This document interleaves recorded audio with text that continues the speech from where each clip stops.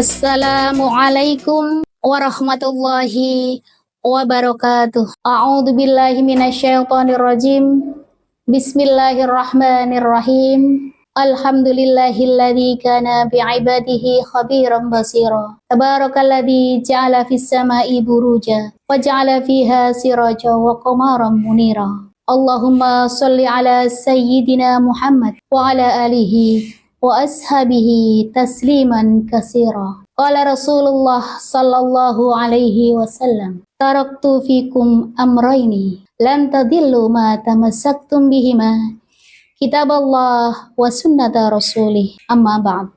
Sahabat darah yang dirahmati Allah, alhamdulillahirabbil alamin. Pada kesempatan ini kita masih dipertemukan dalam keadaan sehat walafiat. Semoga nikmat Allah yang luar biasa ini dapat kita manfaatkan untuk senantiasa beraktivitas dalam rangka mencari ridhonya. Salawat ma'assalam, marilah senantiasa kita sanjungkan kepada kekasih kita, Baginda Agung Nabi Muhammad sallallahu alaihi wasallam.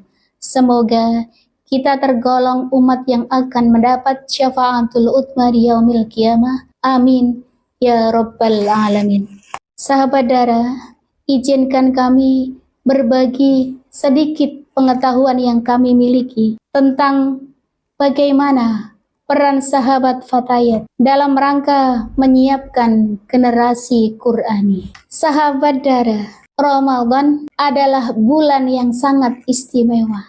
Salah satunya karena menjadi bulan diturunkannya Al-Quran, sehingga Ramadan dijadikan sebagai bulan membaca Al-Quran. Umat Islam dalam menjalani ibadah kesehariannya di bulan Ramadan banyak yang memanfaatkan untuk membaca, memahami dan mengkaji Al-Quran. Karena banyak sekali keutamaan yang didapatkan dari membaca dan memahami Al-Quran. Al-Imam Abu Zakaria Yahya bin Sharaf An-Nawawi dalam kitab Riyadhus Shalihin membuat bab khusus tentang keutamaan membaca Al-Quran.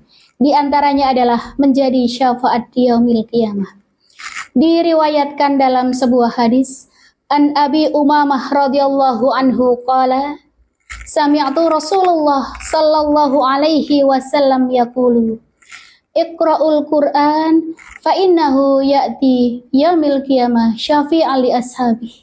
Dari Abu Umamah radhiyallahu anhu berkata, saya mendengar Rasulullah sallallahu alaihi wasallam bersabda, bacalah Al-Qur'an karena dia akan menjadi syafaat bagi pembacanya di yaumil qiyamah. Hadis riwayat Muslim. Sahabat darah, sebagai seorang muslim, tentu saja menginginkan kepada anak cucu kita menjadi sebuah generasi yang mencintai Al-Quran, yaitu generasi yang senang membasahi bibirnya dengan lantunan ayat-ayat suci Al-Quran. Namun sahabat, kita tentu saja merasa khawatir ketika melihat sebuah generasi yang mengalami kemerosotan akhlak. Kecanggihan teknologi serba digital yang kini berkembang semakin hebat, mampu menenabubukkan generasi muda sehingga mereka lupa terhadap peranannya sebagai tulang punggung negara. Bahkan mereka lupa terhadap tanggung jawab diri sendiri sebagai hamba yang harus menjalankan ibadah kepada Allah Subhanahu wa Ta'ala. Nah, melihat kondisi seperti ini, kita lalu jangan merasa pesimis. Seharusnya kondisi ini justru menjadi pemicu kepada diri kita untuk mengubah bagaimana generasi muda ini supaya dia mampu membawa perubahan. Perubahan yang baik bagi negaranya, bagi agama dan bangsanya. Generasi itulah yang kemudian kita sebut dengan generasi Qur'ani. Lalu, bagaimana cara membangun generasi yang Qur'ani? Generasi yang berwawasan luas, generasi yang berakhlak karimah, dan yang terpenting adalah generasi yang menjadikan Al-Quran sebagai pegangan dalam hidup. Sebagaimana disabdakan Rasulullah, taraktu fikum amraini an tadillu ma tamassaktum bihima kitabullah wa sunnata rasulih. Telah kutinggalkan kepadamu dua perkara yang jika engkau berpegang teguh kepada keduanya maka tidak akan tersesat selamanya, yaitu Al-Quran dan Al-Hadis. Sahabat, generasi Quran adalah generasi yang berpegang teguh kepada Al-Quran, mencintai Al-Quran, memahami, lalu mengamalkannya dalam kehidupan kesehariannya. Nah, sebagai sebuah organisasi, Fatayat memiliki peranan yang penting dalam rangka mewujudkan generasi Qurani. Di dalam organisasi Fatayat, sahabat Fatayat ini telah menjalankan peranannya dalam rangka menumbuhkan kecintaan terhadap Al-Quran dan menjaga kemurnian Al-Quran, yaitu dengan wadah IHF, Ikatan Hafidhah Fatayat.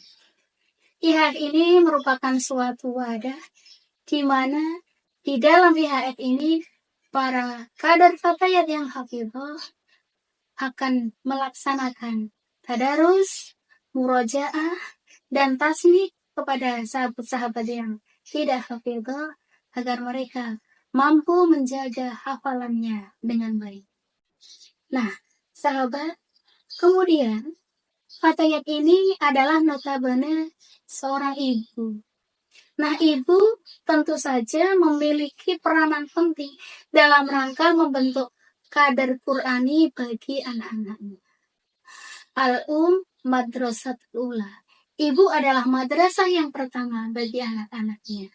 Nah, dalam menanamkan kecintaan anak-anak kita terhadap Al-Quran, bismillah, yang pertama kita niatkan kita bisa menjadi teladan baginya, yaitu teladan dalam kecintaannya terhadap Al-Quran.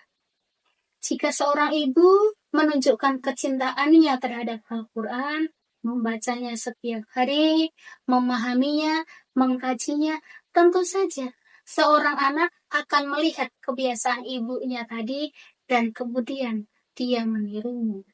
Harapannya mereka nanti akan tumbuh menjadi anak yang cinta terhadap Al-Quran. Sahabat Dara, kemudian yang kedua adalah menciptakan lingkungan keluarga yang Islam. Rumah hendaknya menjadi tempat di mana nilai-nilai Islam kita tanamkan. Sebagai contoh adalah menanamkan kebiasaan mengucap salam atau kebiasaan berdoa ketika memulai aktivitas. Sehingga adab-adab Islam ketika kita berinteraksi di rumah akan dilaksanakan oleh anak-anak. Selain itu, juga bisa kita mendengarkan murotal setiap hari di rumah, sehingga rumah akan terasa lebih nyaman karena bacaan Al-Quran yang senantiasa menghiasi rumah kita. Selanjutnya yang ketiga, yaitu membiasakan membaca Al-Quran secara bersama-sama. Mulai menjadikan membaca Al-Quran ini sebagai kebiasaan sehari-hari yang kita lakukan bersama.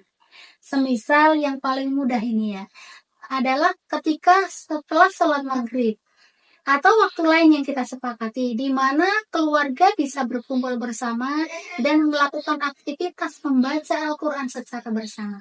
Ini tentu saja di samping menanamkan kecintaan terhadap Al-Quran, juga akan lebih mempererat hubungan keluarga.